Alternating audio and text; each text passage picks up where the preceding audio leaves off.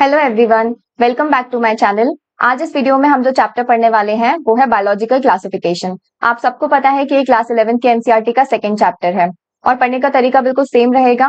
पहले हम एनसीईआरटी का पूरा पैराग्राफ पढ़ेंगे और फिर जो भी उसके इंपॉर्टेंट पॉइंट्स होंगे वो साथ के साथ रिवाइज करते जाएंगे। अगर आपको ये वीडियो यूजफुल लगे तो प्लीज वीडियो को लाइक और चैनल को सब्सक्राइब जरूर करें। तो अब हम स्टार्ट करते हैं first paragraph.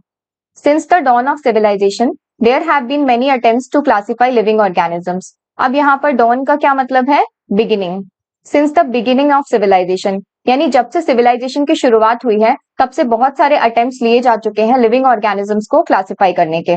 It was done instinctively, not using criteria that were scientific, but born out of a need to use organism for our own use. तो जो criteria थे classification के वो scientific नहीं थे, instinctive थे. मतलब कि ऑर्गेनिज्म जिस तरह से हमारे यूज में आ रहे थे उसके अकॉर्डिंग उनको क्लासिफाई किया जाता था।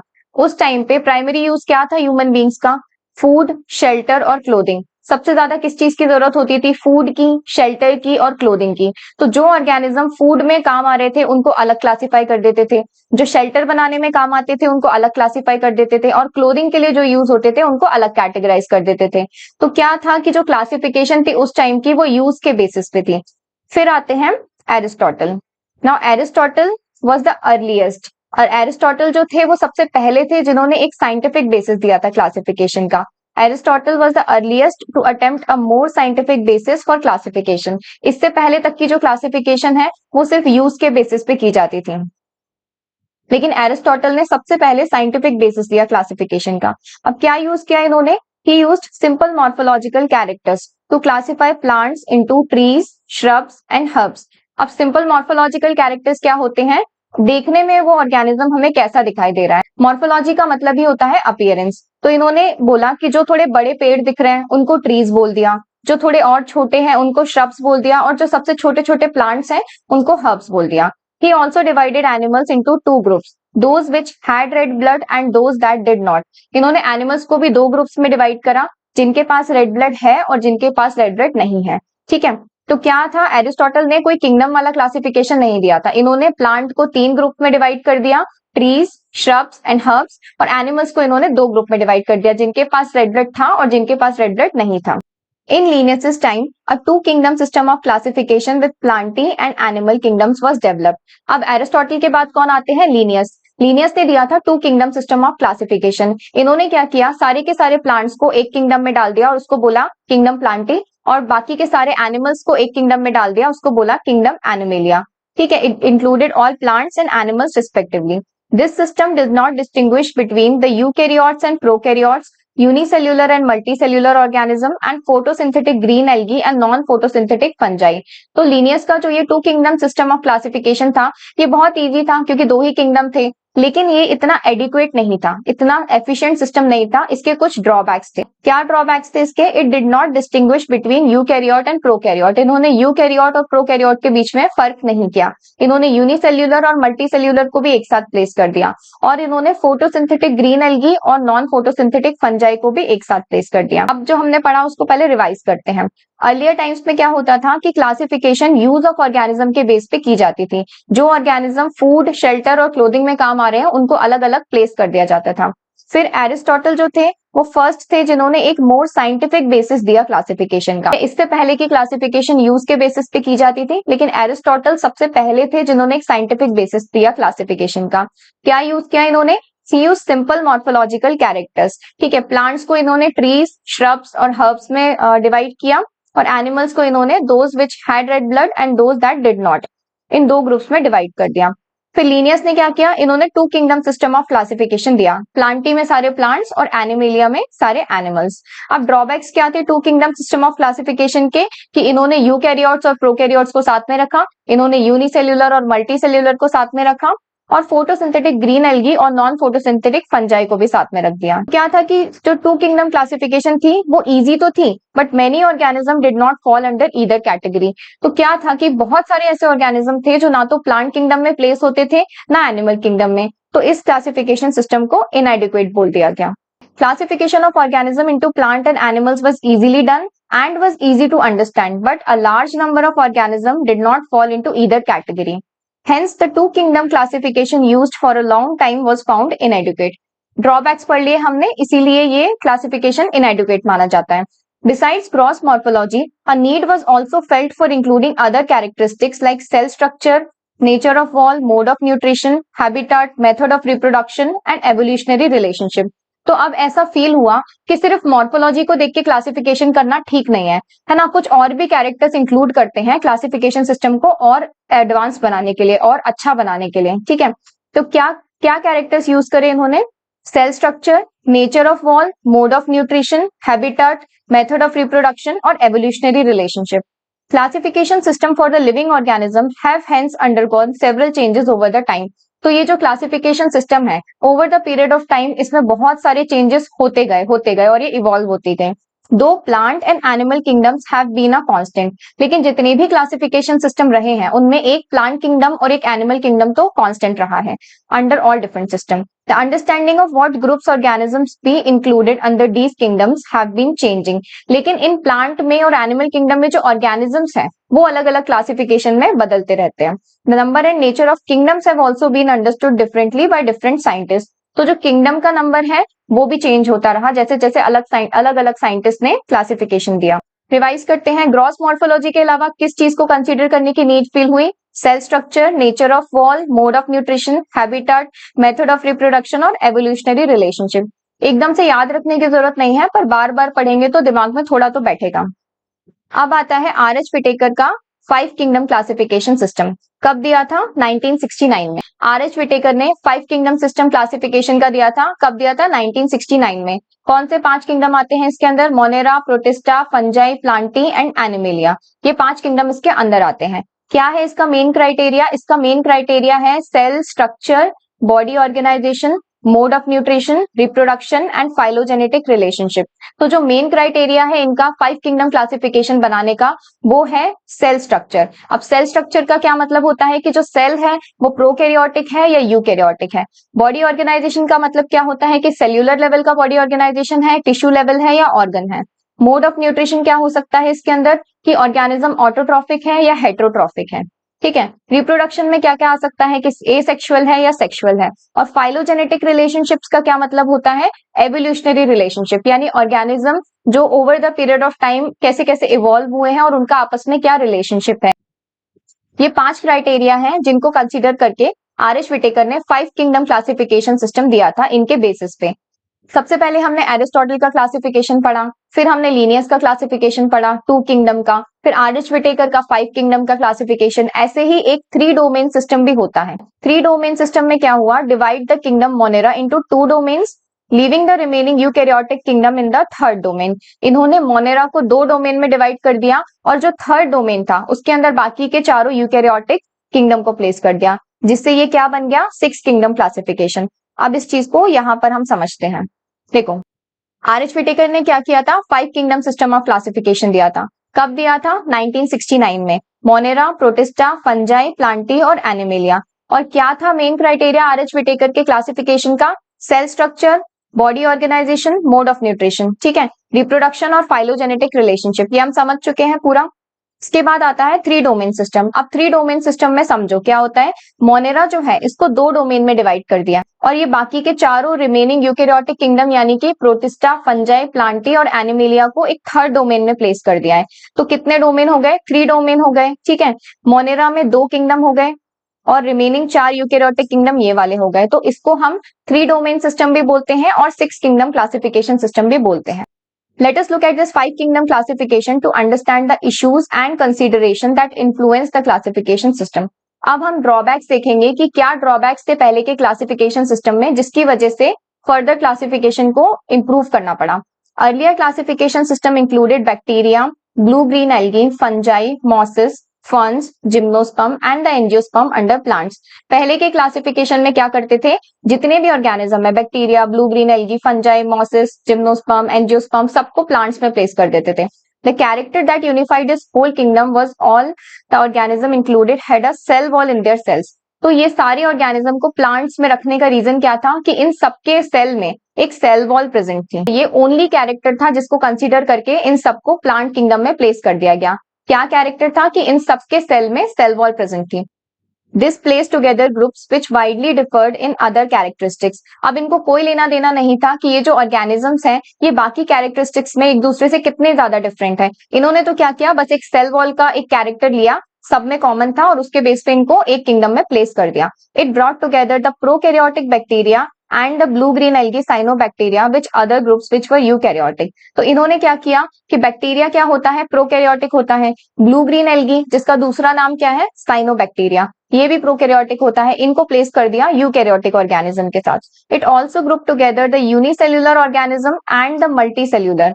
अब जैसे कि क्लेमाइडोमोनास क्या है और स्पाइरोगायरा। क्लेमाइडोमोनास यहाँ पर जो है ये यूनिसेल्यूलर ऑर्गेनिज्म है और स्पाइरोगायरा जो है ये मल्टी सेल्यूलर ऑर्गेनिज्म है। इन दोनों को इन्होंने एक ही कैटेगरी में प्लेस कर दिया। किसमें प्लेस कर दिया, एल्गी में। यूनिसेल्यूलर और मल्टी सेल्यूलर को एक साथ प्लेस कर दिया। The classification did not differentiate between the heterotrophic group fungi and the autotrophic green plants. Heterotrophic fungi जो है वो अपना खाना खुद नहीं बनाते, ठीक है, इसीलिए उनको क्या बोलते हैं, हेटेरोट्रॉफ्स। और प्लांट्स अपना फूड खुद बनाते हैं, इसीलिए उनको क्या बोलते हैं, ऑटोट्रॉफ्स। इन दोनों को भी एक साथ प्लेस कर दिया, जबकि इनके सेल वॉल में एक कैरेक्टरिस्टिक डिफरेंस भी है, ठीक है। जो फंजाई है उनका सेल वॉल किस चीज का बना हुआ है, काइटिन का, और जो ग्रीन प्लांट्स हैं उनका सेल वॉल किसका बना हुआ है, सेल्यूलोज का। इनके सेल वॉल में भी डिफरेंस है, उसके बाद भी इन दोनों को एक साथ प्लेस कर दिया।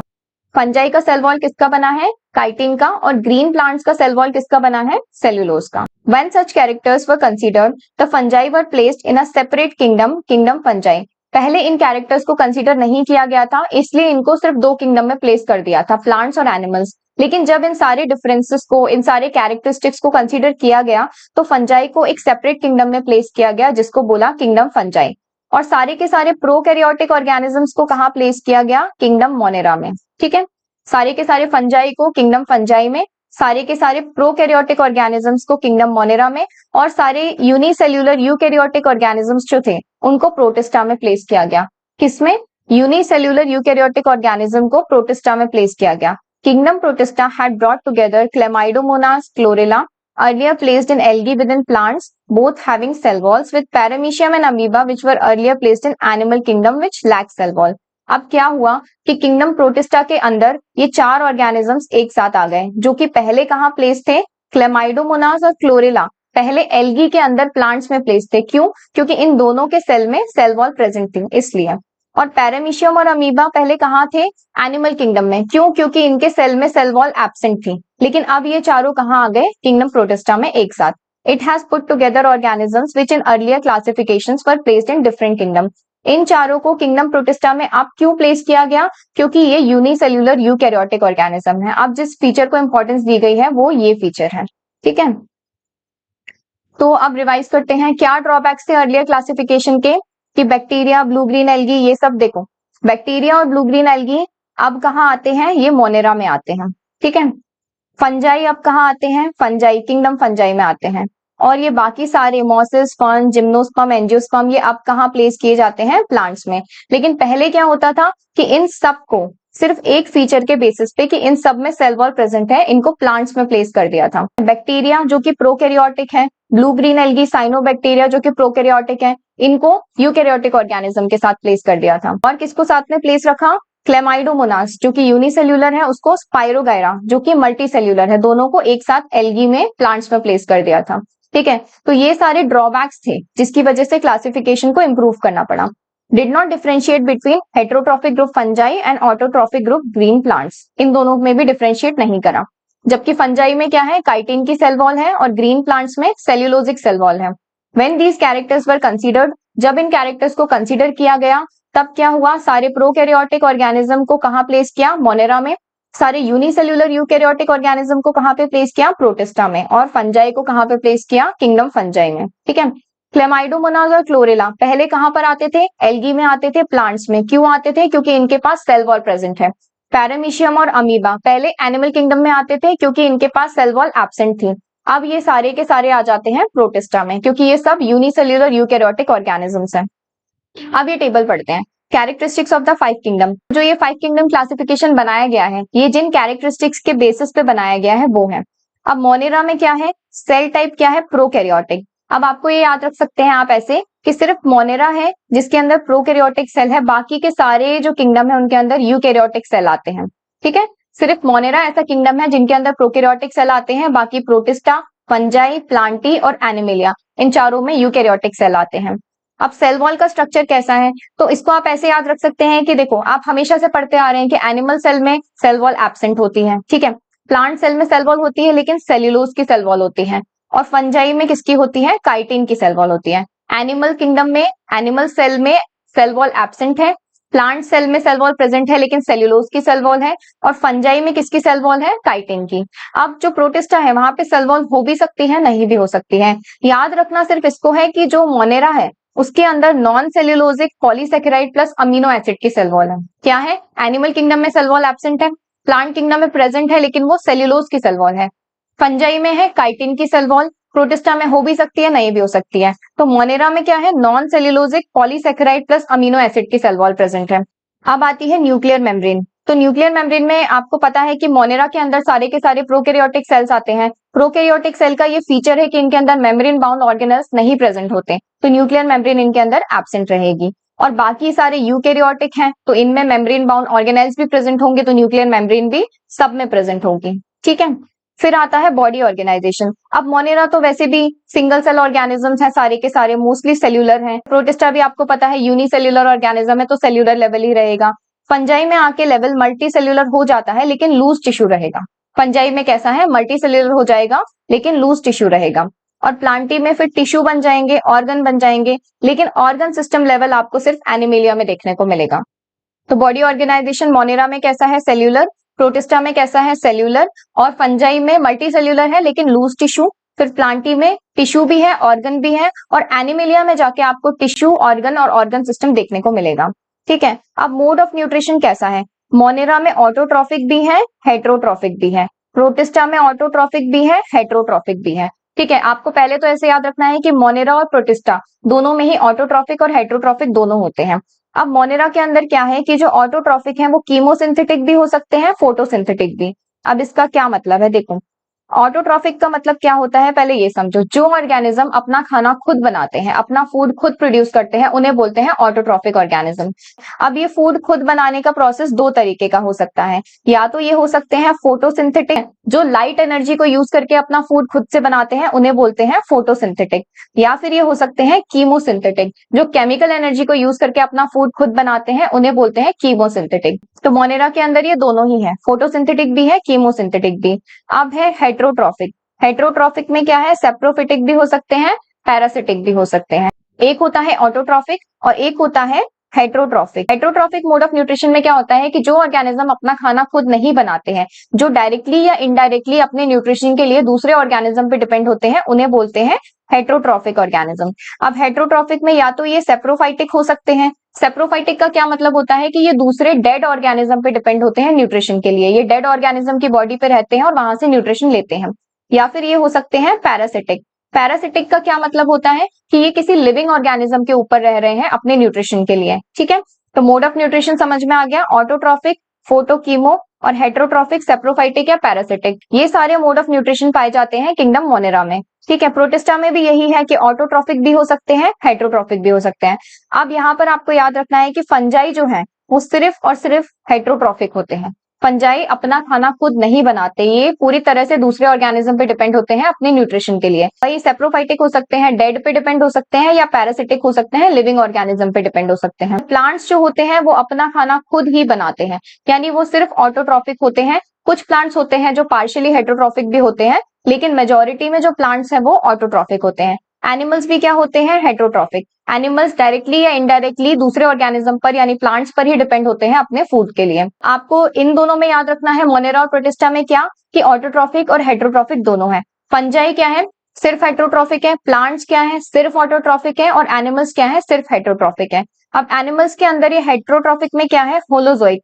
होलोजोइक का मतलब होता है कि जो ऑर्गेनिज्म अपने माउथ से फूड इंजेस्ट करके खाते हैं उनको बोलते हैं होलोजोइक। और सेप्रोफाइट का मतलब तो आपको पता है कि डेड पे डिपेंडेंट होते हैं। This kind of changes will take place in the future too, depending on the improvement in our understanding of characteristics and evolutionary relationship. अब क्लासिफिकेशन में ये जो चेंजेस हो रहे हैं ये आने वाले टाइम में भी होंगे। ये किस पे डिपेंड करता है कि जैसे जैसे ऑर्गेनिज्म की हमें और अच्छी अंडरस्टैंडिंग होती जाएगी, उनके एवोल्यूशनरी रिलेशनशिप की अंडरस्टैंडिंग होती जाएगी, वैसे वैसे क्लासिफिकेशन सिस्टम और भी चेंज होते जाएंगे। Over time, an attempt has been made to evolve a classification system which reflect not only morphological, physiological, reproductive similarity but also phylogenetic based on evolutionary relationship. तो अब टाइम के साथ ऐसे effort लगाए जा रहे हैं कि क्लासिफिकेशन सिस्टम सिर्फ मॉर्फोलॉजिकल, फिजियोलॉजिकल या रिप्रोडक्टिव सिमिलैरिटी के बेसिस पे ही ना किया जाए, बट एक फीचर और इंक्लूड किया जाए जिसको बोलते हैं फाइलोजेनेटिक रिलेशनशिप यानी एवोल्यूशनरी। फाइलोजेनेटिक रिलेशनशिप का क्या मतलब होता है कि over the period of time जो ऑर्गेनिज्म का आपस में रिलेशनशिप है वो भी इंप्रूव हुआ है, वो भी इवॉल्व हुआ है, उसकी स्टडी को भी इस क्लासिफिकेशन सिस्टम में कंसीडर किया जाए। मॉर्फोलॉजिकल, फिजियोलॉजिकल और रिप्रोडक्टिव फीचर के साथ साथ फाइलोजेनेटिक फीचर्स को भी क्लासिफिकेशन सिस्टम में कंसीडर किया जाए। In this chapter we will study characteristics of kingdom Monera, Protista and Fungi of Whittaker system of classification. जो आर.एच. विटेकर का सिस्टम है उसके किंगडम मोनेरा और प्रोटिस्टा और फंजाई को हम पढ़ेंगे यहाँ पर। तो अब हम स्टार्ट करते हैं किंगडम मोनेरा। किंगडम मोनेरा में क्या है? Bacteria are the sole members of the kingdom Monera. Sole members का क्या मतलब होता है?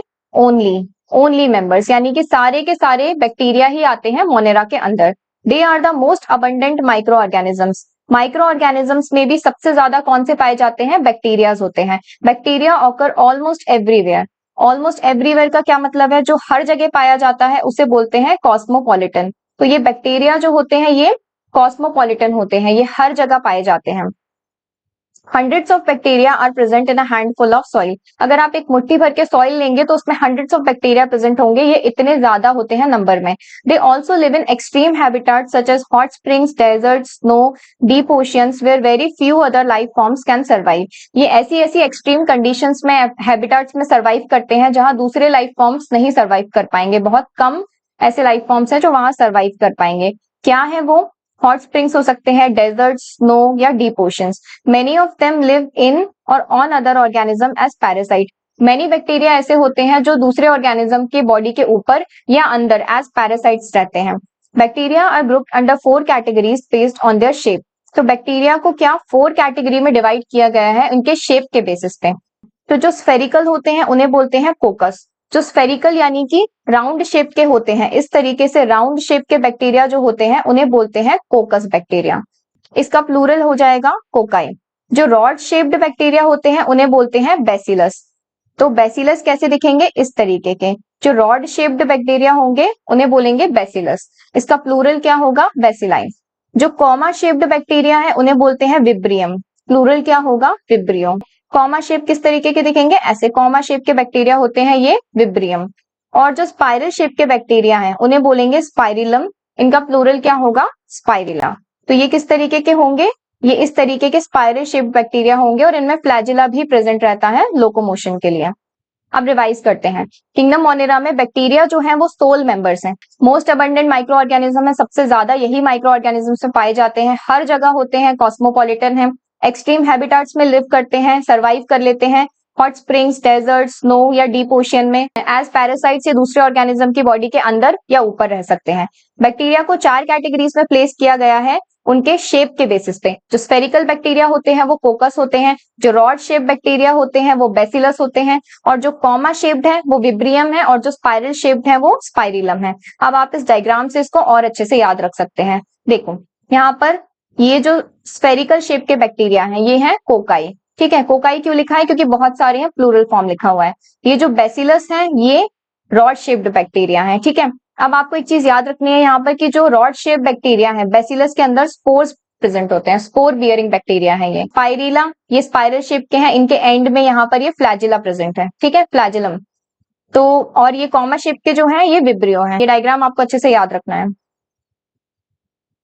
Though the bacterial structure is very simple, they are very complex in behavior. अब बैक्टीरिया का स्ट्रक्चर जितना सिंपल है उनका बिहेवियर उतना ही कॉम्प्लेक्स है। स्ट्रक्चर क्यों सिंपल होगा? सिंगल सेल ऑर्गेनिज्म होते हैं, स्ट्रक्चर में बहुत ज्यादा कुछ नहीं होता इनके, लेकिन इनका बिहेवियर इतना ज्यादा कॉम्प्लेक्स है कि compare to many other organism bacteria as a group show the most extensive metabolic diversity. अब इस लाइन का क्या मतलब है? Most extensive metabolic diversity show करते हैं एज अ ग्रुप दूसरे ऑर्गेनिजम्स के कंपैरिजन में, यानी कि इनके जो मोड ऑफ न्यूट्रिशन है, अभी हमने थोड़ी देर पहले उस चार्ट में पढ़ा था कि बैक्टीरिया ऑटोट्रॉफिक भी हो सकते हैं, मतलब मोनेरा के जो मेंबर्स हैं वो ऑटोट्रॉफिक भी हो सकते हैं, हेट्रोट्रॉफिक भी हो सकते हैं, फोटोसिंथेटिक, कीमोसिंथेटिक, सेप्रोफाइटिक हो सकते हैं, पैरासिटिक हो सकते हैं। तो यही है यहाँ पर most extensive metabolic diversity.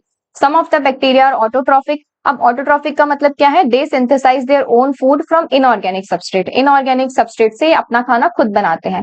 Photosynthetic autotrophic हो सकते हैं, लाइट एनर्जी यूज करके खाना बना सकते हैं, या कीमोसिंथेटिक ऑटोट्रॉफिक हो सकते हैं, केमिकल एनर्जी यूज करके अपना खाना बना सकते हैं। The vast majority of bacteria are heterotroph. अभी हम इतनी देर से पढ़ते आ रहे हैं ऑटोट्रॉफिक के टाइप्स, मतलब बैक्टीरिया ऑटोट्रॉफिक होते हैं, खाना खुद बना सकते हैं, लेकिन मेजोरिटी ऑफ बैक्टीरिया क्या है? हेट्रोट्रॉफिक है। ठीक है, मेजोरिटी ऑफ बैक्टीरिया यहाँ पर क्या आपको देखने को मिलते हैं? Heterotrophic. They depend on other organism और on dead organic matter for food. ये अपने फूड के लिए दूसरे ऑर्गेनिज्म पे डिपेंड होते हैं। अगर ये दूसरे ऑर्गेनिज्म पे डिपेंड होते हैं तो इन्हें क्या बोलते हैं? पैरासाइट्स। ठीक है, अगर ये दूसरे ऑर्गेनिज्म पे डिपेंड है, लिविंग ऑर्गेनिज्म पे डिपेंड है, तो इसे बोलेंगे पैरासाइट। और अगर ये डेड ऑर्गेनिक मैटर पे डिपेंडेंट है फूड के लिए, तो इन्हें हम क्या बोलते हैं? सेप्रोफाइट्स। आ गया समझ में अच्छे से? ठीक है, तो बैक्टीरियल स्ट्रक्चर जो है वो बहुत ही सिंपल है, बैक्टीरियल बिहेवियर बहुत ही कॉम्प्लेक्स है। क्यों कॉम्प्लेक्स है बैक्टीरियल बिहेवियर? क्योंकि ये most extensive metabolic diversity show करते हैं। ये ऑटोट्रॉफिक भी हो सकते हैं, अपना फूड खुद बनाते हैं इनऑर्गेनिक मैटर से। ये फोटोसिंथेटिक या कीमोसिंथेटिक ऑटोट्रॉफिक हो सकते हैं। हेट्रोट्रॉफिक भी हो सकते हैं, दूसरे लिविंग ऑर्गेनिज्म पे डिपेंडेंट हो सकते हैं अपने फूड के लिए, यानी पैरासाइट्स। और दूसरे डेड ऑर्गेनिक मैटर पे डिपेंड हो सकते हैं, यानी डेड ऑर्गेनिज्म पे, तो ये सेप्रोफाइट्स हो जाएंगे। तो बैक्टीरिया में हम सबसे पहले पढ़ते हैं archaebacteria. These bacteria are special. अब ये बैक्टीरिया जो है ये स्पेशल है। क्यों स्पेशल है? Since they live in some of the most harsh habitats. ठीक है, ये बहुत ही हार्श हैबिटाट्स में रहते हैं, इसीलिए ये स्पेशल बैक्टीरिया है। एक्सट्रीम सॉल्टी एरियाज में जो होंगे उन्हें हम बोलेंगे हेलोफाइल्स। हॉट स्प्रिंग्स में जो मिलेंगे वो होंगे थर्मोएसिडोफाइल्स। और मार्शी एरियाज में जो मिलेंगे वो है मिथेनोजेंस। ठीक है, एक्सट्रीम सॉल्टी एरियाज में मिलेंगे हेलोफाइल्स, जो हॉट स्प्रिंग्स में मिलते हैं वो है थर्मोएसिडोफाइल्स, और जो मार्शी एरियाज में मिलेंगे वो मिथेनोजेंस होंगे। Archaebacteria differ from other bacteria in having a different cell wall structure. अब आर्की बैक्टीरिया दूसरे बैक्टीरिया से कैसे डिफरेंट है कि इनके पास एक डिफरेंट सेल वॉल स्ट्रक्चर है, यानी बाकी बैक्टीरिया के कंपैरिजन में इनका जो सेल वॉल का स्ट्रक्चर है वो डिफरेंट है। This feature is responsible for their survival in extreme condition. तो ये जो cell wall, different cell wall structure है, ये फीचर रिस्पॉन्सिबल है इनके सर्वाइवल के लिए इतनी एक्सट्रीम कंडीशंस में। Methanogens are present in the gut of several ruminant animals such as cows and buffaloes. तो जो रूमिनेंट एनिमल्स होते हैं जैसे कि काउ और बफेलो, उनके गट में, उनके एलिमेंट्री कैनाल में ये बैक्टीरिया प्रेजेंट होते हैं, मेथेनोजेंस। और ये रिस्पॉन्सिबल होते हैं for the production of methane biogas from the Dang of these animals. तो जो रूमिनेंट एनिमल्स हैं उनके गट में ये बैक्टीरिया प्रेजेंट होता है और उनके डंग में से मीथेन गैस के प्रोडक्शन के लिए रिस्पॉन्सिबल होते हैं। आर्की बैक्टीरिया स्पेशल बैक्टीरिया है, मोस्ट हार्श हैबिटाट में रहते हैं इसीलिए स्पेशल है। और जो एक्सट्रीम सॉल्टी एरियाज में रहते हैं उन्हें बोलते हैं हेलोफाइल्स, जो हॉट स्प्रिंग्स में रहते हैं उन्हें बोलते हैं थर्मोएसिडोफाइल्स, और जो मार्शी एरियाज में रहते हैं उन्हें बोलते हैं methanogens. Archaebacteria have a different cell wall structure responsible for survival in extreme condition. Archaebacteria का जो सेल वॉल स्ट्रक्चर है वो बाकी बैक्टीरिया के कंपैरिजन में डिफरेंट होता है, और यही फीचर रिस्पॉन्सिबल है इनके एक्सट्रीम कंडीशन में सर्वाइवल के लिए। जो आर्की बैक्टीरिया है उनकी सेल वॉल बनी होती है पॉलीसेकेराइड प्लस प्रोटीन्स की, और एक वेल डिफाइंड सेल वॉल है, स्ट्रॉन्ग है, तभी तो इतने हार्श एनवायरमेंट में ये सर्वाइव कर पाते हैं। क्या करती है? रिजिडिटी और प्रोटेक्शन प्रोवाइड करती है हार्श आउटर एनवायरमेंट से। तो आर्की बैक्टीरिया की सेल वॉल बनी है पॉलीसेकेराइड प्लस प्रोटीन्स की। ठीक है, और अदर बैक्टीरिया की सेल वॉल किसकी बनी है? पेप्टिडोग्लाइकन की। पेप्टिडोग्लाइकन का अदर नेम क्या होता है? म्यूरिन। तो archaebacteria polysaccharide plus protein, और अदर बैक्टीरिया पेप्टिडोग्लाइकन, जिसको बोलते हैं murein. Methanogens are present in the gut of several ruminant animals जैसे कि काउज और बफेलो। जो मेथेनोजेंस आर्की बैक्टीरिया हैं वो काउ और बफेलो के गट में प्रेजेंट होते हैं और बायोगैस मीथेन के प्रोडक्शन के लिए रिस्पॉन्सिबल होते हैं। ठीक है, eubacteria, there are thousands of different eubacteria और ट्रू बैक्टीरिया। यू बैक्टीरिया को हम और क्या बोलते हैं? True bacteria. They are characterised by the presence of a rigid cell wall. इन बैक्टीरिया के अंदर रिजिड सेल वॉल तो होगी, ठीक है, अगर मोटाइल होंगे तो एक फ्लैजिलम भी प्रेजेंट होगा लोकोमोशन के लिए। The cyanobacteria also refer to as blue green algae. अब जो साइनोबैक्टीरिया है उसका अदर नेम क्या होता है? Blue green algae. तो साइनोबैक्टीरिया यू बैक्टीरिया का ही एग्जाम्पल है। ठीक है। साइनोबैक्टीरिया के अंदर क्लोरोफिल ए प्रेजेंट होता है, जो कि बिल्कुल सिमिलर होता है ग्रीन प्लांट्स में। जो हमारे ग्रीन प्लांट्स होते हैं उनके अंदर भी क्लोरोफिल ए प्रेजेंट होता है, इसीलिए वो फोटोसिंथेसिस करके अपना फूड खुद प्रोड्यूस कर पाते हैं। तो वही सिमिलर क्लोरोफिल ए प्रेजेंट होता है साइनोबैक्टीरिया में। तो साइनोबैक्टीरिया भी फोटोसिंथेटिक ऑटोट्रॉफ्स होते हैं, अपना फूड खुद बनाते हैं। फिर साइनोबैक्टीरिया क्या हो सकते हैं? यूनिसेल्यूलर हो सकते हैं, कॉलोनियल और फिलामेंटस हो सकते हैं, फ्रेश वाटर, मेराइन और टेरेस्ट्रियल हो सकते हैं। यूनिसेल्यूलर का क्या मतलब है? सिंगल सेल होंगे ये। और कॉलोनियल का क्या मतलब होता है? जब ये बैक्टीरिया इस तरीके से कॉलोनी फॉर्म कर लें, एक ग्रुप बना ले अपना, तो उनको बोल देंगे कॉलोनियल फॉर्म। ठीक है। और फिलामेंटस फॉर्म क्या होता है कि जब ये एक चेन फॉर्म में ऑर्गेनाइज रहते हैं, इस तरीके से चेन फॉर्म में अरेंज रहते हैं, तो इन्हें बोलते हैं फिलामेंटस। तो ये यूनिसेल्यूलर हो सकते हैं, कॉलोनियल हो सकते हैं, फिलामेंटस हो सकते हैं, फ्रेश वाटर में पाए जा सकते हैं, मेराइन यानी कि सॉल्टी वाटर में प्रेजेंट हो सकते हैं, और टेरेस्ट्रियल का मतलब होता है लैंड पे भी प्रेजेंट हो सकते हैं ये bacteria. The colonies are generally surrounded by a gelatinous sheath. अब ये जो कॉलोनी है इन बैक्टीरिया की, ये एक आउटर कोटिंग से कवर्ड रहती है, जिसको क्या बोलते हैं? Gelatinous sheet. ये पूरी की पूरी कॉलोनी है, उसके आसपास एक कोटिंग से कवरिंग की तरह प्रेजेंट होती है, उसको बोलते हैं gelatinous sheath. They often form blooms in polluted water bodies. तो ये क्या करते हैं? पॉल्यूटेड वाटर बॉडी में ब्लूम्स बना देते हैं, मतलब ये वाटर को डिस्कलर कर देते हैं। ये बहुत ज्यादा अमाउंट में मल्टीप्लाई हो जाते हैं और वाटर का डिस्कलरेशन कर देते हैं, तो उसको क्या बोलते हैं? ब्लूम्स।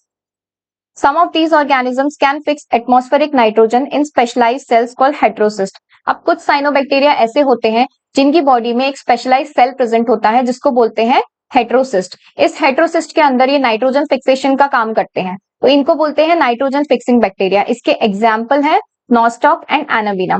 ठीक है। नाइट्रोजन फिक्सिंग बैक्टीरिया है नॉस्टॉक और एनाबीना। कहाँ नाइट्रोजन फिक्सेशन करते हैं? इनकी बॉडी में एक स्पेशलाइज्ड सेल्स प्रेजेंट होते हैं हेटेरोसिस्ट, उसके अंदर नाइट्रोजन फिक्सेशन करते हैं। ऑटोट्रॉफिक पढ़ लिए हमने। अब कीमोसिंथेटिक ऑटोट्रॉफिक, अभी हमने पढ़े थे फोटोसिंथेटिक ऑटोट्रॉफिक, जैसे कि साइनोबैक्टीरिया।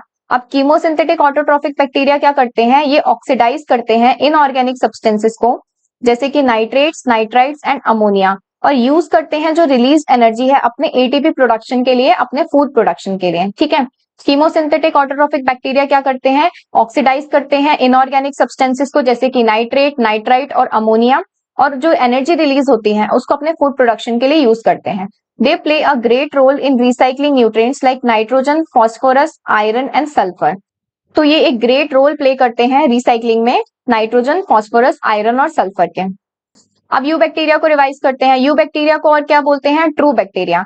क्या है? इनके पास एक रिजिड सेल वॉल प्रेजेंट है, और अगर ये मोटाइल होंगे तो इनके पास एक फ्लैजिलम प्रेजेंट होंगे। फोटोसिंथेटिक ऑटोट्रॉफिक बैक्टीरिया का एग्जांपल है साइनोबैक्टीरिया, जिसको ब्लू ग्रीन एल्गी भी बोलते हैं। इनके अंदर क्या होता है? क्लोरोफिल ए प्रेजेंट होता है, सिमिलर टू ग्रीन प्लांट्स, इसीलिए ये फोटोसिंथेसिस कर पाते हैं। ये यूनिसेल्यूलर हो सकते हैं, कॉलोनियल या फिलामेंटस हो सकते हैं, ये फ्रेश वाटर, मेराइन वाटर या टेरेस्ट्रियल हो सकते हैं। इनकी कॉलोनीज जो हैं वो सराउंड की जाती हैं एक जिलेटिनस शीट से। ये ब्लूम्स बनाते हैं पॉल्यूटेड वाटर बॉडीज में, और फिक्स कर सकते हैं एटमॉस्फेरिक नाइट्रोजन को अपने स्पेशलाइज्ड सेल्स में, जिनको बोलते हैं हेटेरोसिस्ट। ठीक है। इनके एग्जाम्पल क्या है? Nostoc and anabaena. अब ये एक डायग्राम है फिलामेंटस बैक्टीरिया का, ब्लू ग्रीन एल्गी, जो कि नॉस्टॉक है। यहाँ पर हमने अभी पढ़ा था कि हेटेरोसिस्ट करके सेल्स होते हैं, ये रहे। ठीक है। इनकी बॉडी में हेटेरोसिस्ट करके सेल्स होते हैं, जिनके अंदर नाइट्रोजन का यहाँ पर फिक्सेशन होता है। और ये जो पूरे ये फिलामेंटस है, कॉलोनियल हमने पढ़ा था कि बंच के फॉर्म में होते हैं, और फिलामेंटस बैक्टीरिया जो होते हैं वो चेन के फॉर्म में होते हैं। तो ये फिलामेंटस ब्लू ग्रीन एल्गी है। ठीक है। ये नॉस्टॉक का एग्जाम्पल है। तो इनकी आउटर कवरिंग को यहाँ पर क्या बोला जा रहा है? Mucilaginous sheet. जो नॉस्टॉक की आउटर कवरिंग होती है उसको क्या बोलते हैं? म्यूसिलेजिनस शीट बोलते हैं। कीमोसिंथेटिक ऑटोट्रॉफिक बैक्टीरिया का क्या था? कि ये लोग ऑक्सीडाइज करते थे इनऑर्गेनिक सब्सटेंसेस को, नाइट्रेट, नाइट्राइट और अमोनिया को, वहां से एनर्जी रिलीज होती थी जो ये अपने एटीपी प्रोडक्शन के लिए यूज कर लेते थे। ये एक इंपॉर्टेंट रोल प्ले करते हैं in the recycling of nitrogen, phosphorus, iron and sulphur. अभी हमने बात करी ऑटोट्रॉफिक बैक्टीरिया के बारे में। अब हेटेरोट्रॉफिक बैक्टीरिया देखते हैं। ये मोस्ट अबंडेंट होते हैं और इंपॉर्टेंट डिकम्पोजर्स होते हैं। तो मेजॉरिटी ऑफ बैक्टीरिया क्या है? हेटेरोट्रॉफिक है। और हमने पढ़ा था कि सेप्रोफाइटिक होते हैं, ये डेड ऑर्गेनिक मैटर से अपना न्यूट्रिशन ऑब्टेन करते हैं, तो क्या करेंगे? साथ के साथ उसका ब्रेकडाउन भी करते जाएंगे और उसको डिकम्पोज करने में भी हेल्प करते हैं। इसीलिए मेजॉरिटी को हमने क्या बोल दिया यहाँ पे? इंपॉर्टेंट डिकम्पोजर्स भी होते हैं। Many of them have a significant impact on human affairs. तो ह्यूमन बींग्स के ऊपर इनका इंपॉर्टेंट इम्पैक्ट होता है। They are helpful in making curd from milk, production of antibiotics, fixing nitrogen in legume root. तो ये क्या हेल्प करते हैं, कर्ड बनाने में हेल्प करते हैं मिल्क से, एंटीबायोटिक्स के प्रोडक्शन में हेल्प करते हैं और ये नाइट्रोजन फिक्सेशन में हेल्प करते हैं in the roots of leguminous plants. अब ऐसा नहीं है कि बैक्टीरिया सिर्फ हमारा फायदा ही फायदा करते रहेंगे, ये हमारा बहुत नुकसान भी करते हैं। सम आर पैथोजेंस होते हैं और ये डैमेज करते हैं ह्यूमन बींग्स को, क्रॉप्स को, फार्म एनिमल्स को और पेट्स को। और इनसे होने वाली जो डिजीजेस हैं वो है कॉलेरा, टाइफॉइड, टिटनस और सिट्रस कैंकर। ठीक है, इसमें से ये 3 जो है ये ह्यूमन डिजीजेस है और ये सिट्रस कैंकर जो है ये प्लांट डिजीज है। तो बैक्टीरिया जो है वो डिजीजेस भी कॉज करते हैं, कॉलेरा, टाइफाइड, टिटनस और सिट्रस कैंकर। तो हेट्रोट्रॉफिक बैक्टीरिया क्या है, मोस्ट अबंडेंट है नेचर में, मेजॉरिटी क्या है हेट्रोट्रॉफिक, और ये मेजॉरिटी इनके डिकम्पोजर्स भी हैं। हेल्पफुल होते हैं प्रोडक्शन में कर्ड फ्रॉम मिल्क, एंटीबायोटिक्स का प्रोडक्शन और nitrogen fixation in legume roots. कुछ पैथोजेंस भी होते हैं जो हार्म करते हैं ह्यूमन बींग्स को, क्रॉप्स को, फार्म एनिमल्स और पेट्स को। क्या डिजीजेस कॉज करते हैं, कॉलेरा, टाइफाइड, टिटनस और सिट्रस कैंकर। बैक्टीरिया का जो रिप्रोडक्शन है वो कैसे होता है, फिजन से। फिजन का क्या मतलब होता है कि एक पेरेंट बैक्टीरिया है, ये ब्रेक होगा, डिवाइड होगा और 2 डॉटर बैक्टीरिया बना देगा। इसको क्या बोलते हैं, fission. Sometimes under unfavourable condition ये क्या बनाते हैं, स्पोर्स बनाते हैं। हमने देखा था ना, जो रॉड शेप बैक्टीरिया होते हैं वो स्पोर बियरिंग बैक्टीरिया होते हैं। तो जब अनफेवरेबल कंडीशन आती है तो ये स्पोर प्रोडक्शन करते हैं। They also reproduce by a sort of sexual reproduction by adopting a primitive type of DNA transfer from one bacterium to other। तो sexual reproduction एक sort of होता है इनके अंदर, उसमें क्या होता है कि एक primitive type का DNA ट्रांसफर हो जाता है एक बैक्टीरिया से दूसरे बैक्टीरिया में।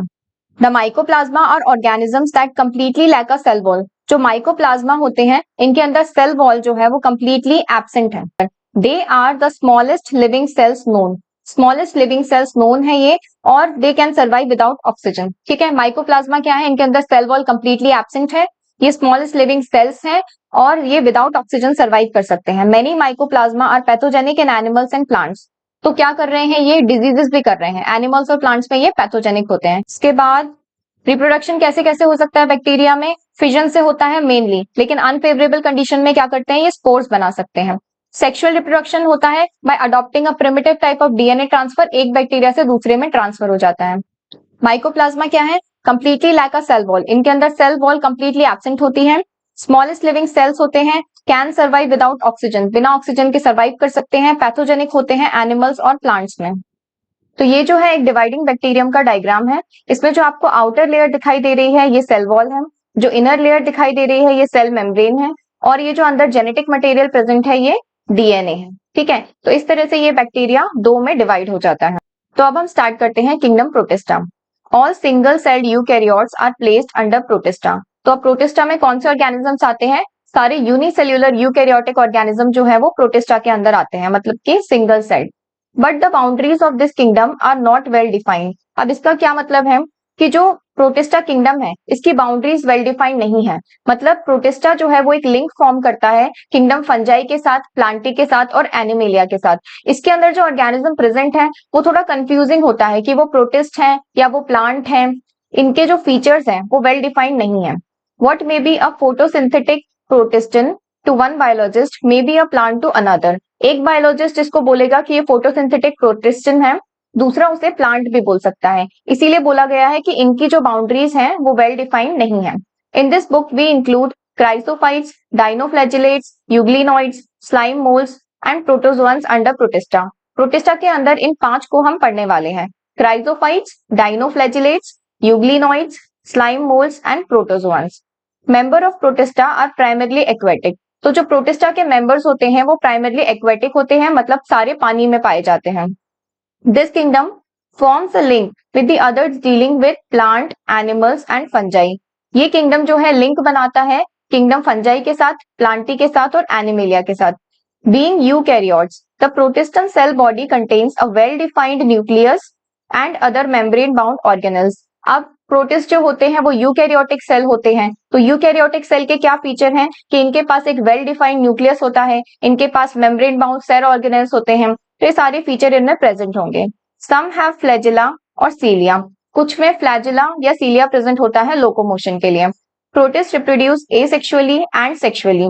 एसेक्सुअली भी रिप्रोड्यूस कर सकते हैं, सेक्सुअली भी रिप्रोड्यूस कर सकते हैं by a process involving cell fusion and zygote formation. Sexually कैसे रिप्रोड्यूस करेंगे? दो सेल आपस में फ्यूज होंगे और जाइगोट का फॉर्मेशन कर देंगे। रिवाइज करते हैं किंगडम प्रोटिस्टा। क्या है किंगडम प्रोटिस्टा में? सारे सिंगल सेल्ड यूकैरियोट्स हैं। जो मेंबर्स हैं इसके chrysophytes, dinoflagellates, euglenoids, slime moulds and protozoans. Boundaries जो है इस किंगडम की वो वेल डिफाइंड नहीं है, ठीक है। मेंबर्स जो है वो प्राइमरी एक्वेटिक हैं, सारे पानी में पाए जाते हैं। Being eukaryotes have a well defined nucleus and membrane bound organelles. Eukaryotic cell structure है तो इसके अंदर एक वेल डिफाइंड न्यूक्लियस और मेम्ब्रेन बाउंड सेल ऑर्गेनल्स जो होंगे वो प्रेजेंट होंगे। सीलिया और फ्लैजिला प्रेजेंट होगा लोकोमोशन के लिए।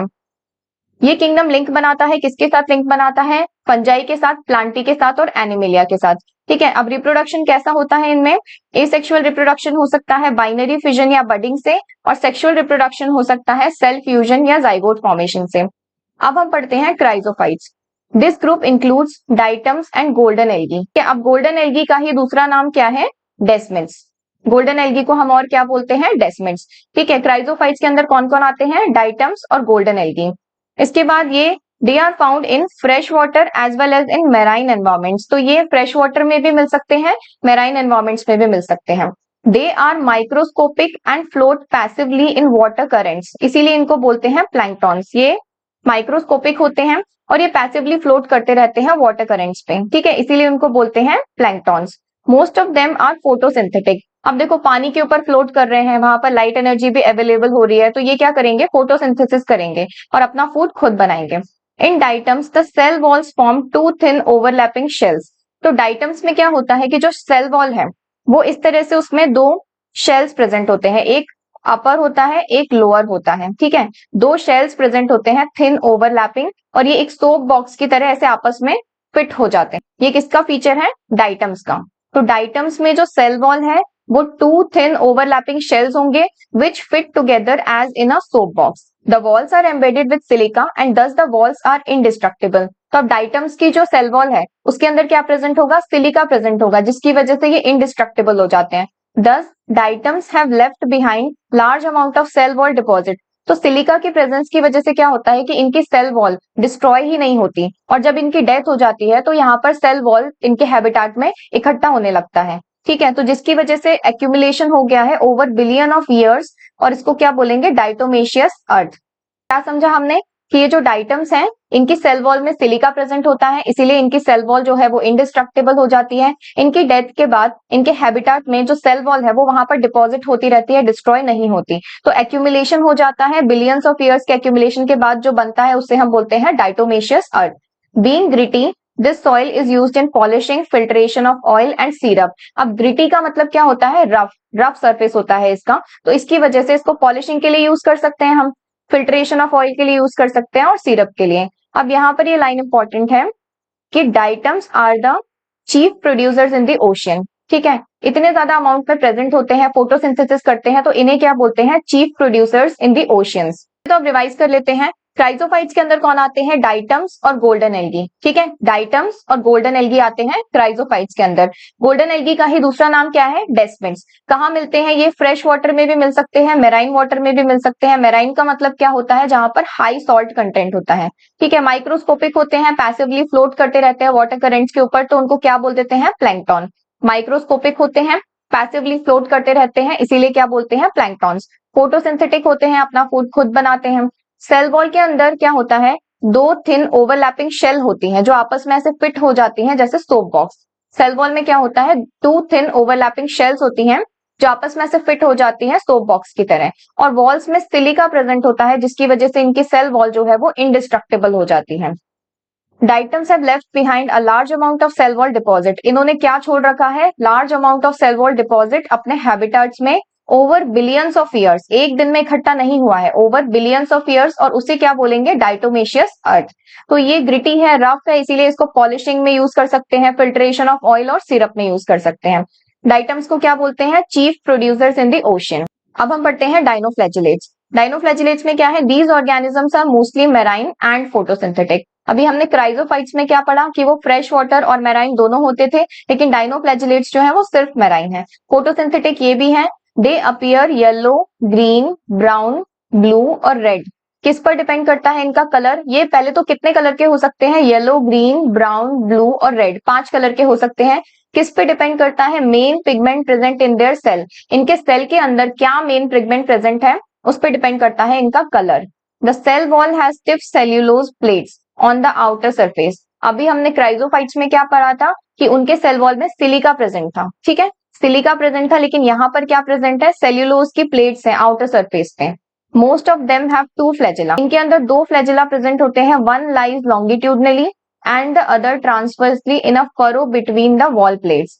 कैसे प्रेजेंट होता है ये फ्लैजिला? इनकी बॉडी कुछ इस तरह से होती है, ठीक है, ये 2 वॉल प्लेट्स होती हैं इनके पास। तो एक तो होता है लॉन्गिट्यूडनल फ्लैजिला जो इस तरीके से प्रेजेंट होता है, और एक होता है ट्रांसवर्स जो ये जो फरो है इन दोनों वॉल प्लेट्स के बीच में, ये जो गैप है इसमें प्रेजेंट रहता है। ये हो गया ट्रांसवर्स और ये हो गया लॉन्गिट्यूडनल। तो इस तरीके से इनके अंदर 2 फ्लैजिला प्रेजेंट होते हैं। Very often red dinoflagellates. अब यहाँ पे रेड डाइनोफ्लैजिलेट्स का क्या एग्जाम्पल है? गोनियोलाइट्स। क्या करते हैं red dinoflagellate? Undergo such rapid multiplication that they make the sea appear red, red tides भी बोलते हैं। तो ये जो रेड डाइनोफ्लैजिलेट्स हैं गोनियोलाइट्स, ये क्या करते हैं? इतना ज्यादा रैपिड मल्टीप्लीकेशन कर देते हैं कि पूरा का पूरा सी रेड दिखने लगता है, और उसको क्या बोलते हैं? Red tides. Toxins released by such large number may even kill other marine animals such as fishes. तो क्या होता है? इतने ज्यादा नंबर में मल्टीप्लाई होने से टॉक्सिन्स रिलीज होते हैं और वहां पर जो और मैराइन एनिमल्स हैं जैसे आसपास जो फिशेस प्रेजेंट है उनकी डेथ हो जाती है। अब क्या पढ़ा हमने डाइनोफ्लैजिलेट्स में? मोस्टली मैराइन होते हैं, फोटोसिंथेटिक होते हैं, इनका कलर डिपेंड करता है जो मेन पिगमेंट इनकी बॉडी में प्रेजेंट है, इनके सेल्स में प्रेजेंट है, उस पर डिपेंड करता है इनका कलर। कलर क्या हो सकता है? येलो, ग्रीन, ब्राउन, ब्लू और रेड, कोई भी कलर हो सकता है। सेल वॉल में क्या होती है? स्टिफ सेल्यूलर प्लेट्स होती हैं ऑन आउटर सरफेस, ठीक है, सेल्यूलोज की प्लेट्स प्रेजेंट होती हैं इनके आउटर सरफेस पे, और इनके पास 2 फ्लैजिला होते हैं, one longitudinal and one transverse. एक लॉन्गिट्यूडनल प्रेजेंट होता है और एक ट्रांसवर्स होता है 2 वॉल प्लेट्स के फरो के बीच में। Red dinoflagellates undergo rapid multiplication. क्या करते हैं रेड डाइनोफ्लैजिलेट्स? रैपिड मल्टीप्लीकेशन करते हैं और सी को अपीयर कर देते हैं पूरा, जैसे कि रेड दिखने लगता है पूरा सी, रेड टाइड्स बोलते हैं इसको, ठीक है। और रेड डाइनोफ्लैजिलेट्स का एग्जांपल क्या है? गोनियोलाइट्स, जो ये फिनोमेना शो करते हैं।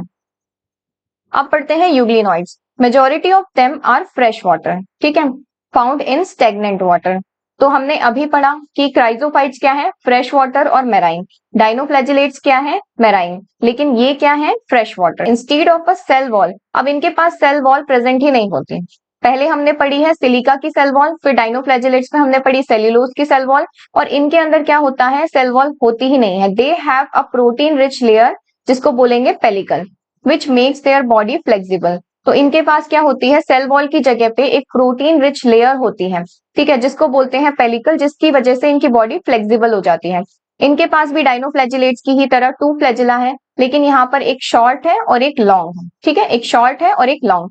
दो they are photosynthetic in the presence of sunlight, when deprived of sunlight they behave like heterotrophs. अगर सनलाइट प्रेजेंट है तो फोटोसिंथेसिस करके खुद फूड बनाएंगे, अगर सनलाइट नहीं है तो हेटेरोट्रॉप्स की तरह बिहेव करेंगे और प्रेडेट करेंगे स्मॉलर ऑर्गेनिजम्स पे for food. Interestingly the pigment of euglenoids are identical to those present in higher plants, जैसे कि यूग्लिना। तो यूग्लिनॉइड्स के अंदर जो पिगमेंट प्रेजेंट होते हैं वो बिल्कुल सिमिलर होते हैं हायर प्लांट से, ठीक है, जैसे कि इसका एग्जाम्पल क्या है? यूग्लिना। अच्छा, हमने अभी ये तीनों में हमने ये चीज देखी है, क्राइजोफाइट्स में भी, डाइनोफ्लैजिलेट्स में भी और यूग्लिनॉइड्स में भी, कि ये तीनों ही फोटोसिंथेटिक होते हैं, यानी अपना फूड खुद बनाते हैं। अभी यूग्लिनॉइड्स को रिवाइज कर लेते हैं। कहाँ मिलते हैं? फ्रेश वाटर में, फ्रेश वाटर में भी स्टेगनेंट वाटर के अंदर मिलते हैं ये। इनके पास सेल वॉल नहीं होती, एब्सेंट होती है, इंस्टेड एक प्रोटीन रिच लेयर होती है जिसको बोलते हैं पेलिकल, ये इनकी बॉडी को बना देती है फ्लेक्सिबल। इनके पास 2 फ्लैजिला होते हैं, one short one long. Photosynthetic होते हैं सनलाइट की प्रेजेंस में, और एब्सेंस में क्या हो जाते हैं? हेटेरोट्रॉफिक हो जाते हैं, प्रिडेट करते हैं स्मॉलर ऑर्गेनिजम्स पे। किसके बारे में बात हो रही है? यूग्लिनॉइड्स के, ठीक है। और इनके अंदर जो पिगमेंट प्रेजेंट होते हैं यूग्लिनॉइड्स के, वो सिमिलर होते हैं to the pigment present in higher plants. इसका एग्जांपल है यूग्लिना। अब पढ़ते हैं slime moulds. Slime moulds are saprophytic protist. तो अब अभी मोड ऑफ न्यूट्रिशन में हमें एक चेंज देखने को मिला है। अभी तक हमने पढ़ा क्राइजोफाइट्स, डाइनोफ्लैजिलेट्स और यूग्लिनॉइड्स, तीनों ही क्या थे? फोटोसिंथेटिक थे, अपना फूड खुद बना रहे थे। लेकिन स्लाइम मोल्ड्स में आकर क्या चेंज हो जाता है कि ये सेप्रोफाइट्स होते हैं, ये अपना फूड खुद नहीं बनाते, ये डेड ऑर्गेनिजम्स पे डिपेंड होते हैं अपने न्यूट्रिशन के लिए। तो क्या होता है कि the body moves along decaying twigs and leaves. Decaying twigs का क्या मतलब होता है, जो टूटी हुई पेड़ से टूटी हुई ब्रांचेस और लीव्स होते हैं जो सड़ रहे होते हैं, उनके ऊपर ये एनगल्फ करते हैं ऑर्गेनिक मटेरियल, उनके ऊपर इनकी बॉडी मूव करती है और ये एनगल्फ करते जाते हैं यानी खाते जाते हैं ऑर्गेनिक मटेरियल को। तो ये कैसे बिहेव करते हैं, एज सेप्रोफाइटिक प्रोटिस्ट। अब सुटेबल कंडीशन में क्या होता है, दे फॉर्म एन एग्रीगेशन, जिसको क्या बोलेंगे, प्लाज्मोडियम। ठीक है, सुटेबल कंडीशन में क्या होता है कि एग्रीगेशन बना लेते हैं, ग्रुप बना लेते हैं, जिसको बोलते हैं प्लाज्मोडियम, विच में grow spread over several feet. ये इतना भी बड़ा हो सकता है कि सेवरल फीट लॉन्ग हो सकता है। During unfavourable condition the Plasmodium differentiates and form fruiting bodies. जब अनफेवरेबल कंडीशन आएंगी तो क्या होगा कि ये जो प्लाज्मोडियम है ये डिफरेंशिएट हो जाएगा, अपनी बॉडी में फ्रूटिंग बॉडीज बना लेगा और उन फ्रूटिंग बॉडीज के ऊपर क्या होंगे, उनके टिप्स पे स्पोर्स प्रेजेंट होंगे। अब देखो इसको ऐसे समझो आप, जब पहले तो क्या है कि सूटेबल कंडीशन है, जब सूटेबल कंडीशन आ रही है तो ये लोग ऐसे ज्वाइन होके ग्रुप बना के एक बड़ा सा स्ट्रक्चर बना लेंगे। ठीक है, इसको क्या बोल देंगे ये लोग, प्लाज्मोडियम। ये कब है, जब फेवरेबल कंडीशन है। सूटेबल कंडीशन में ये ज्वाइन होते जाएंगे, ग्रो होते जाएंगे और प्लाज्मोडियम बना लेंगे।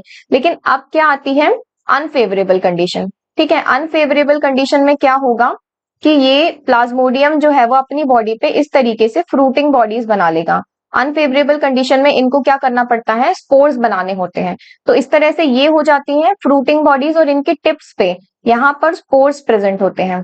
ठीक है, और ये स्पोर्स क्या होते हैं, एयर करंट से डिस्पर्स हो जाते हैं और जब तक अनफेवरेबल कंडीशन रहती है तब तक ये स्पोर फॉर्म में ही रहते हैं और सरवाइव कर लेते हैं।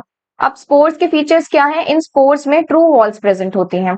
They are extremely resistant and survive for many years. Spores बनाए ही इसलिए जाते हैं ताकि अनफेवरेबल कंडीशन को सर्वाइव कर सके, तो फीचर भी उसी तरीके के होंगे, है ना। इनके पास ट्रू वॉल्स होंगी, एक्सट्रीमली रेजिस्टेंट होंगी और जिससे कि ये मेनी ईयर्स तक सर्वाइव कर सके एडवर्स कंडीशन में भी। टफ वॉल्स होंगी ताकि एडवर्स कंडीशन में लंबे टाइम तक ये लोग सर्वाइव कर सके। और ये स्पोर्स कैसे डिस्पर्स किए जाते हैं, बाय एयर करेंट्स। ये अब एक प्लेस से दूसरी जगह कैसे जाते हैं, बाय एयर करेंट्स। अब स्लाइम मोल्स रिवाइज करते हैं, क्या होते हैं, ये सेप्रोफाइटिक प्रोटिस्ट होते हैं, एनगल्फ करते हैं ऑर्गेनिक मटेरियल को डेड लीव्स और ट्विग्स से।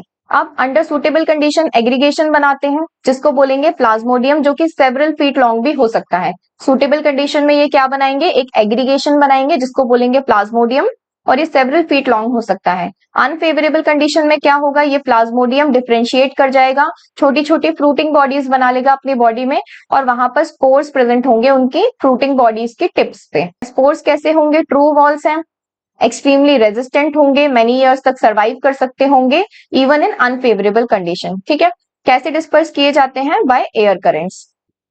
अब पढ़ते हैं प्रोटोजोन्स। प्रोटोजोन्स में क्या है, all protozoans are heterotrophs and live as predators और पैरासाइट्स। स्लाइम मोल्स में हमने पढ़ लिया था कि वो क्या होते हैं, सेप्रोफाइट्स होते हैं और प्रोटोजोन्स कैसे बिहेव करते हैं, पैरासाइट्स होते हैं। ये भी अपना फूड खुद नहीं बना रहे, ये हेटेरोट्रॉफ्स हैं। तो या तो ये प्रेडेटर की तरह एक्ट करेंगे, दूसरे ऑर्गेनिज्म पे फीड करेंगे, या फिर ये दूसरे ऑर्गेनिज्म की बॉडी पे लिव करेंगे और वहीं पर पैरासाइट बन जाएंगे। They are believe to be the primitive relative of animals. ठीक है, ये लाइन अपने आप में ही इंपॉर्टेंट है, आपको याद रखनी है कि इनको क्या बोला जाता है, they are believe to be the primitive relative of animals. अब क्या है, 4 मेजर ग्रुप्स हैं प्रोटोजोन्स के, इनको भी फर्दर क्लासिफाई किया है। सबसे पहले हम पढ़ते हैं अमीबॉइड प्रोटोजोन्स के बारे में। These organisms live in fresh water, sea water और मॉइस्ट सॉइल। फ्रेश वाटर में भी रह सकते हैं, मेराइन में भी रह सकते हैं, यानी सी वाटर और मॉइस्ट सॉइल में। क्या करते हैं, they move and capture there pray by putting out pseudopodia. अब इनके नाम में ही आपको दिख जाएगा अमीबॉइड है, तो इनके फीचर्स कैसे होंगे, अमीबा के जैसे। आपको पता है कि अमीबा में भी एक फॉल्स फीट होती है सूडोपोडिया, जो फूड को एनगल्फ करने के लिए यूज होती है। सिमिलर ये क्या करती है, बिल्कुल अमीबा की तरह यहाँ पर भी इनकी बॉडी में सूडोपोडिया बाहर आता है एज अ फॉल्स फीट और अपने प्रे को कैप्चर कर लेते हैं ये। Marine forms have silica shells on their surface. या तो ये फ्रेश वाटर होंगे या ये मेराइन होंगे। इनके जो मेराइन फॉर्म्स होंगे वहां पर सिलिका शेल्स प्रेजेंट होगा उनके सरफेस में। ठीक है, एग्जाम्पल क्या है इनका, एंटमीबा, जो कि पैरासाइट की तरह बिहेव करते हैं। Flagellated protozoans, the members of this group are either free living और पैरासिटिक। इस ग्रुप के मेंबर्स जो होंगे वो या तो फ्री लिविंग हो सकते हैं या पैरासिटिक हो सकते हैं। अब जैसे कि इनके नाम में ही है फ्लैजिलेटेड, तो इनमें फ्लैजिला प्रेजेंट होता है। ठीक है, पैरासिटिक फॉर्म्स जो होते हैं वो डिजीजेस कर देते हैं, जैसे स्लीपिंग सिकनेस, और इसका एग्जाम्पल है ट्रिपेनोसोमा। ठीक है, फ्लैजिलेटेड प्रोटोजोन्स में क्या होगा कि ये पैरासिटिक भी हो सकते हैं, फ्री लिविंग भी हो सकते हैं। नाम में ही फ्लैजिला प्रेजेंट है तो इनकी बॉडी में भी फ्लैजिला प्रेजेंट होता है। इनके जो पैरासिटिक फॉर्म है वो क्या करते हैं, स्लीपिंग सिकनेस करते हैं, जिसका एग्जाम्पल है ट्रिपैनोसोमा। फिर आते हैं सीलिएटेड प्रोटोजोआंस। अब ये क्या है, एक्वेटिक है, एक्टिवली मूविंग ऑर्गेनिज्म है। एक्वेटिक है तो पानी में रहेंगे तो मूव करने के लिए इनके पास क्या होंगे, थाउजेंड्स ऑफ सीलिया प्रेजेंट होते हैं। ठीक है, मूवमेंट के लिए इनके पास थाउजेंड्स ऑफ सीलिया प्रेजेंट होते हैं। इनके नाम में भी सीलिएटेड है, आपको समझ में आ जाएगा। They have a cavity gullet that opens to the outside of the cell surface. ठीक है, अब इसमें क्या होता है कि इनके सेल सरफेस में एक ऐसी कैविटी प्रेजेंट होती है, जैसे हमारा माउथ होता है ना, वैसे इनके पास एक कैविटी होती है जिसे बोलते हैं गलेट। अब क्या होगा कि the coordinated movement of rows of cilia causes the water laden with food to be steered into the gullet. Steered का क्या मतलब होगा कि ये बाहर से जो वाटर लेडन फूड है वो इस गलेट के अंदर जाएगा। क्यों जाएगा, क्योंकि ये जो थाउजेंड्स ऑफ सीलिया है ना, ये कोऑर्डिनेटेड मूवमेंट करेंगे और बाहर से पानी को इस गलेट के अंदर भेजेंगे। इस पानी के अंदर क्या है, फूड प्रेजेंट है, तो ये इस तरीके से अपना न्यूट्रिशन ऑब्टेन करता है। इसका एग्जाम्पल क्या है, पैरामीशियम। पैरामीशियम जो है वो सीलिएटेड प्रोटोजोआंस का एग्जाम्पल है। समझ में आ गया। सीलिएटेड प्रोटोजोआंस में क्या होता है, एक्वेटिक होते हैं, एक्टिवली मूविंग होते हैं, थाउजेंड्स ऑफ सीलिया प्रेजेंट होते हैं, एक कैविटी प्रेजेंट होती है गलेट करके जो कि माउथ से रिजेंबल करती है, और ये सीलिया का मूवमेंट बाहर से वाटर लेडन फूड लाता है अंदर और वहां पर ये अपना न्यूट्रिशन ऑब्टेन कर लेते हैं। ठीक है, इसका एग्जाम्पल क्या है, पैरामीशियम। अब पढ़ते हैं sporozoans. This include diverse organisms that have an infectious spore like stage in their life cycle. Sporozoans में कौन से आते हैं, जिनकी पूरी लाइफ साइकिल में एक स्पोर्स वाली स्टेज भी आती है। इन्फेक्शियस क्यों बोलते हैं, क्योंकि स्पोर स्प्रेड हो जाते हैं पूरे में, है ना, स्प्रेड करते हैं इन्फेक्शन को। The most notorious is Plasmodium malarial parasite. इसमें सबसे नोटोरियस किसको बोला गया है, मलेरियल पैरासाइट को, जो कि प्लाज्मोडियम है। ठीक है, ये डिजीज बहुत ज्यादा, इसका एक स्टैगरिंग इफेक्ट है ह्यूमन पॉपुलेशन पे, बहुत ज्यादा इफेक्ट करती है। तो स्पोरोजोन्स में कौन से आते हैं, डाइवर्स ऑर्गेनिजम्स आते हैं जिनकी लाइफ साइकिल में स्पोर वाली स्टेज जरूर आती है। ये इन्फेक्शियस स्टेज होती है क्योंकि स्पोर स्प्रेड हो जाते हैं और इन्फेक्शन को स्प्रेड करते हैं। इसका एग्जाम्पल है प्लाज्मोडियम जो कि मलेरियल पैरासाइट है। प्रोटोजोन्स के बारे में आप ऐसे पढ़ेंगे, हम लोग कंपैरेटिव चार्ट से पढ़ेंगे। लिव एज प्रेडेटर और पैरासाइट्स। मोस्टली प्रोटोजोन्स क्या होते हैं, ये पैरासाइट्स या प्रेडेटर्स होते हैं। इनको क्या बोल सकते हैं हम, प्रिमिटिव रिलेटिव ऑफ एनिमल्स भी बोल सकते हैं। ठीक है, क्या है ये, प्रिमिटिव रिलेटिव ऑफ एनिमल्स। इनके 4 मेजर ग्रुप्स होते हैं, amoeboid protozoan, flagellated protozoan, ciliated protozoan और स्पोरोजोआन। अब जो भी प्रोटोजोआंस के फीचर हमने पढ़े हैं उनको हम इस चार्ट में एक बार रिवाइज कर लेते हैं। सबसे पहले आते हैं अमीबॉइड प्रोटोजोआंस। ठीक है, ये फ्रेश वाटर हो सकते हैं, सी वाटर हो सकते हैं या फिर मॉइस्ट सॉइल में मिल सकते हैं। इनके अंदर क्या होता है, सूडोपोडिया, एक फॉल्स फीट प्रेजेंट होता है जिससे ये अपने प्रे को कैप्चर करते हैं, बिल्कुल अमीबा की तरह। मेराइन फॉर्म्स के पास सिलिका शेल्स प्रेजेंट होते हैं और इसका एग्जाम्पल क्या है, एंट अमीबा। अब फ्लैजिलेटेड प्रोटोजोआंस में क्या हो सकता है, फ्री लिविंग होते हैं, पैरासिटिक भी हो सकते हैं। ठीक है, इनके अंदर फ्लैजिला होता है लोकोमोशन के लिए। सिमिलरली यहाँ पर क्या है, ये सिलिएटेड प्रोटोजोआन जो है वो एक्वेटिक है और इनके पास सीलिया प्रेजेंट है लोकोमोशन के लिए। फ्लैजिलेटेड में क्या होगा, पैरासिटिक फॉर्म्स होंगे जो कि डिजीजेस करेंगे, स्लीपिंग सिकनेस जो कि ट्रिपैनोसोमा कॉज करता है। स्लीपिंग सिकनेस जैसी डिजीज करेगा, ट्रिपैनोसोमा कॉज करेगा, और ये किसका एग्जाम्पल है, फ्लैजिलेटेड प्रोटोजोआन का एग्जाम्पल है। सीलिएटेड प्रोटोजोआन में थाउजेंड्स ऑफ सीलिया प्रेजेंट होंगे और एक कैविटी होती है गलेट जो कि वाटर लेडन फूड जिसके अंदर जाता है और यहाँ से अपना न्यूट्रिशन ऑब्टेन करते हैं। ठीक है, सीलिएटेड का एग्जाम्पल है पैरामीशियम। स्पोरोजोन्स में क्या होगा, डाइवर्स ऑर्गेनिज्म होंगे, इनके पास एक इन्फेक्शियस स्पोर लाइक स्टेज होगी। ठीक है, मोस्ट नोटोरियस इसमें जो एग्जाम्पल है वो प्लाज्मोडियम है जो कि मलेरिया कॉज करता है। ठीक है, तो अमीबॉइड प्रोटोजोआंस का एग्जाम्पल क्या है, एंट अमीबा, अमीबा, अमीबा ऐसे याद रख सकते हैं। ठीक है, फ्लैजिलेटेड प्रोटोजोआन में कौन सा आता है, ट्रिपैनोसोमा आता है जो स्लीपिंग सिकनेस कॉज करता है। सीलिएटेड प्रोटोजोआन में कौन आता है, पैरामीशियम होता है, और स्पोरोजोन्स में कौन आता है, मलेरियल पैरासाइट प्लाज्मोडियम। तो अब हम ये डायग्राम्स देख लेते हैं। सबसे पहले है डायनोफ्लैजिलेट। डायनोफ्लैजिलेट में हमने पढ़ा था कि 2 फ्लैजिला प्रेजेंट होते हैं, एक होता है लॉन्गिट्यूडनल वो ये रहा, और एक होता है ट्रांसवर्स जो इन दोनों वॉल प्लेट्स के बीच के फरो में, ये फरो है ना, इसके बीच में ये प्रेजेंट होता है। ठीक है, फिर दूसरा कौन सा है, यूग्लिना। यूग्लिना में हमने पढ़ा था कि 2 फ्लैजिला होते हैं, एक ये रहा लॉन्ग और एक ये है शॉर्ट फ्लैजिला। ठीक है, और इनकी बॉडी पे सेल वॉल एब्सेंट होती है, एक प्रोटीन रिच लेयर होता है जिसको बोलते हैं पेलिकल। ठीक है, पेलिकल प्रेजेंट होता है यूग्लिनोइड्स के सेल वॉल की जगह पे, इसकी वजह से इनकी बॉडी क्या होती है, एकदम फ्लेक्सिबल। फिर हम देखते हैं स्लाइम मोल्स। स्लाइम मोल्ड्स में क्या हमने पढ़ा था कि ये लोग एग्रीगेट बनाते हैं एक साथ इकट्ठा होके, उसे बोलते हैं प्लाज्मोडियम। वो सेवरल फीट तक लॉन्ग हो सकता है, ठीक है। और ये लास्ट में जो है ये है पैरामीशियम। तो ये डायग्राम आपको एक बार अच्छे से देख लेना है। तो इस वीडियो में हम ये चैप्टर यहीं तक पढ़ेंगे, बाकी का बचा हुआ हाफ चैप्टर हम नेक्स्ट वीडियो में कवर करेंगे, ठीक है। किंगडम फंजाई से हमें पढ़ना है। तो अगर आपको ये वीडियो अच्छा लगा तो प्लीज वीडियो को लाइक और शेयर करें और चैनल को सब्सक्राइब जरूर करें। थैंक यू सो मच, मिलती हूँ आपसे नेक्स्ट वीडियो में।